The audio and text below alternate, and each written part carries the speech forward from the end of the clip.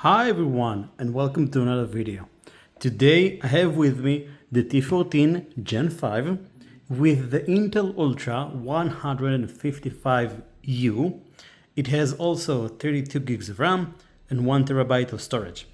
So another year, another T14. Let's go over it and see what it offers. So first of all, they're still offering the usual 65 watts charger Type C, which is usual, I guess, for the T series. I've already seen some devices from this series that comes with a better charger, but hey, who am I to, choose other charger? But it's just a charger and it works fine. Let's go over the ports and see what it offers. Starting from the right side. So here we have smart card or secure card entry. You can put in if you're in a business, you know what it is. Let me fix the camera. Right. Here you have one connectivity. You can put in the SIM and have Ethernet over your cellular and internet provider. Never mind. Normal USB and normal Ethernet port, which is beautiful.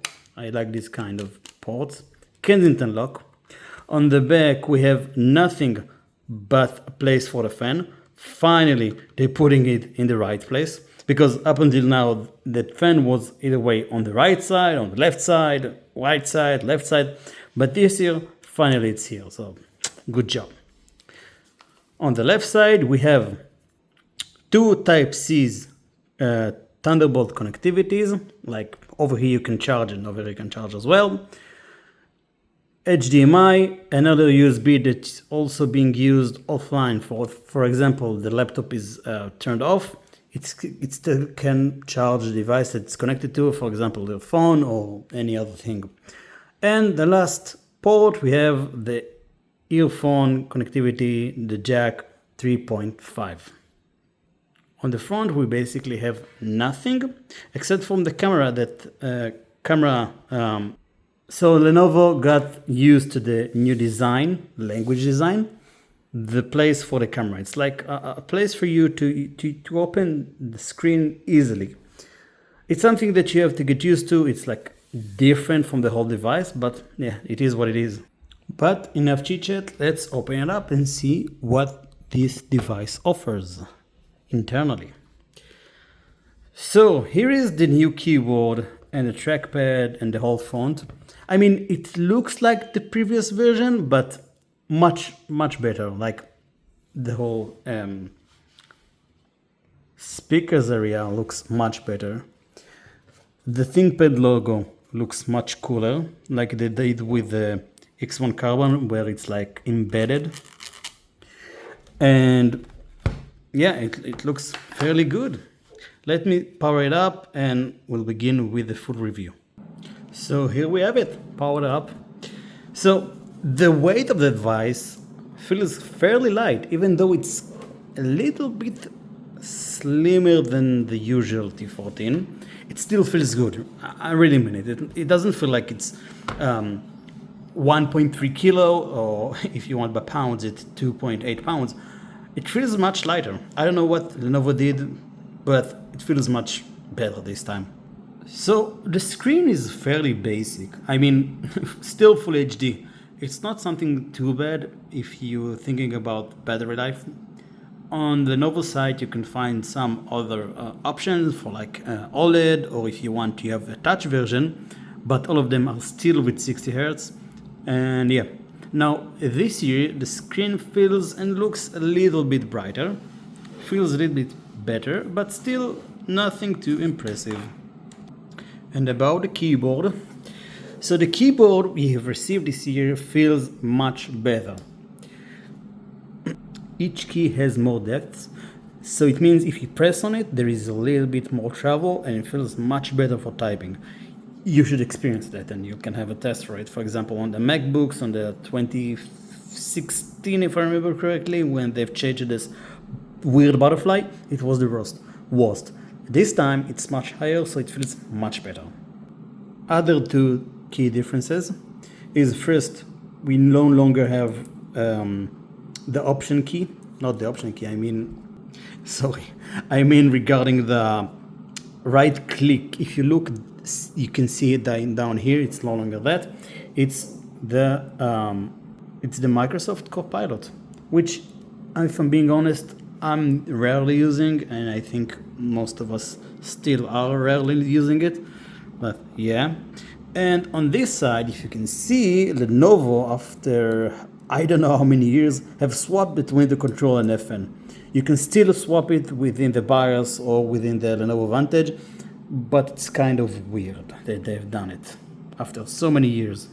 Also, tiny thing to note, the start button is now also fingerprint recognition.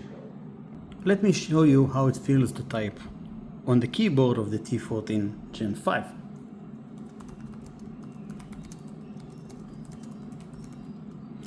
See, it feels just at home. I love this keyboard. I love what they've done with both the X1 Carbon Gen 12 or whatever, because it's just getting messy with those names, and what they've done perfectly with the P1 Gen 7. Those keyboards are more than great and welcome, and thank you for the change. So yeah, wonderful keyboard. And about the trackpad, so since it's the T14, it means that it's not like the high level of students or office employees, whatever. So we are still not getting the haptic trackpad, but it's still perfectly good trackpad. I love this one. I prefer it over the haptic, the electric one. It feels much more better. It's much more quieter. And overall, I just like it better. Very precise. It feels wonderful in the finger. Yeah, kind of cool. And now for the speakers. So let's test the speakers and also see the device from all the angles and see how the T14 looks like.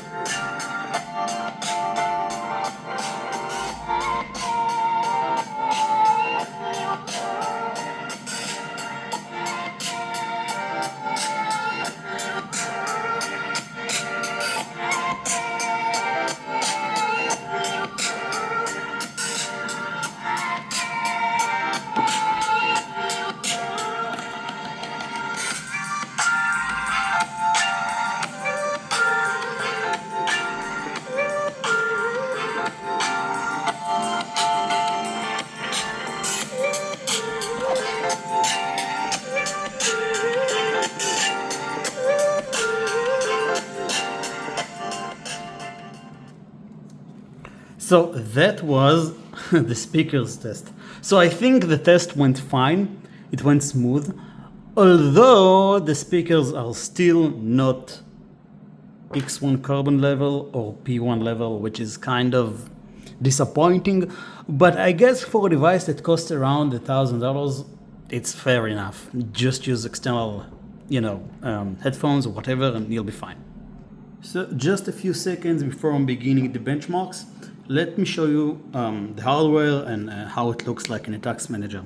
So as you can see, I'm not lying, it's a Intel Core Ultra 7 155U. It has 12 cores and 14 threads, L1 cache of 1.2 and L3 of 12 megabytes. Fine. Memory. So this one comes with 32 gigs of RAM. It can support up to 64 gigs of RAM if you want it, but if you need 64 RAM on this device, then you're using the wrong device. And at least that's what I'm thinking. So for storage, I was kind of lying, sorry. It comes with 512. The SSD is Samsung MZVL8512HD LU-00BLL. We're going to benchmark it, see how it affects the device.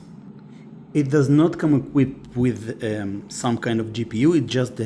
It has the onboard graphics, the Intel graphics, which is supposed to be much better this year, but yeah, you know. And of course the NPU, the Intel AI boost. It still doesn't matter. It will be matter probably in the future. And now for the benchmarks. So let's start with benchmarking the hard drive, the storage, the SSD. We'll see how fast it is, and yeah. So let's begin. I'll be back once it has finished. So it looks like it has finished, but for some reason it still feels like it's at 100. I don't know why. Probably because of the new CPU and everything. Anyways, so the read speeds are 5780.2 whatever, and write speeds are 3227. I'm thinking those numbers are quite okay. I mean, the read speeds are more than okay, the write speeds are average. It's supposed to be a good device, it will be a good device, it's for the day-to-day usage, and more than that, it will be just fine. Okay, so after a few seconds it has finished, so yeah, just a slight delay. And now for the CPU benchmarks. So first I'm going to run it without a charger, and then we'll run it with a charger and see how the difference are.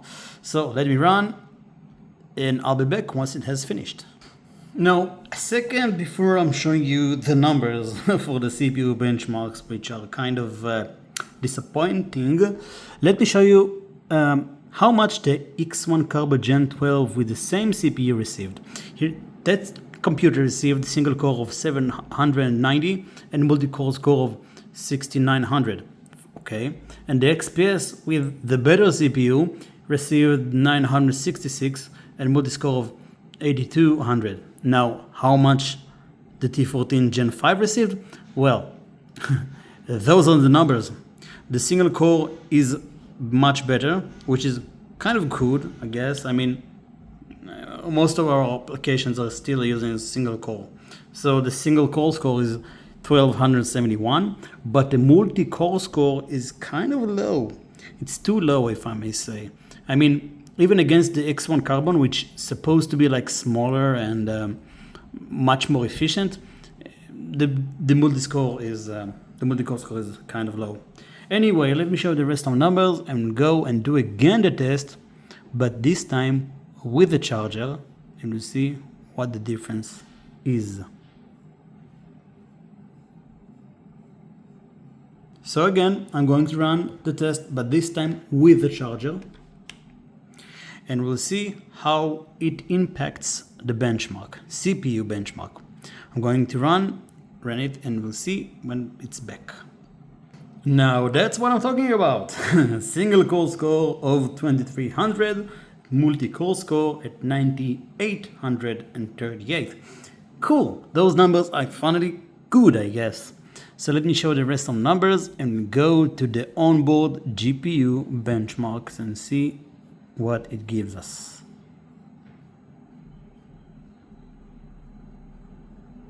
Okay, so let's run the GPU benchmark. I'm going to start with OpenCL. Both benchmarks will be with the charger, and we'll see the numbers. I'll be back once it has been finished. And we're back with the numbers. So the OpenCL score is 17,530. Cool. Let me show the rest of the numbers and go to the last test. And now for the last GPU benchmark. I'm going to run the Vulkan, I'm going to run the GPU benchmark, and I'll be back once it has finished. And we are back with a Vulkan score of 19,142. So let me show the rest of the numbers and we'll go to the conclusion. So I think that sums it up, the review of the T14 Gen 5 with the Intel Ultra 7 155U. So overall, I think the device is fairly good. It offers everything that you might need from a laptop. I mean, most of the things you might need from a laptop. You're getting a decent screen, decent speakers, wonderful keyboard, wonderful trackpad, You're even getting an Ethernet connectivity, and optional one, which is not so should be taken for granted, and it's also being charged by USB Type-C, which is wonderful by itself. I think it's a fair device. It's a fair device that gives you the package of the overall the device that you might need for yourself or for your employee, and both of you are going to enjoy it. So thank you for watching. Hopefully I'll be seeing you on another video, and thank you. Bye bye.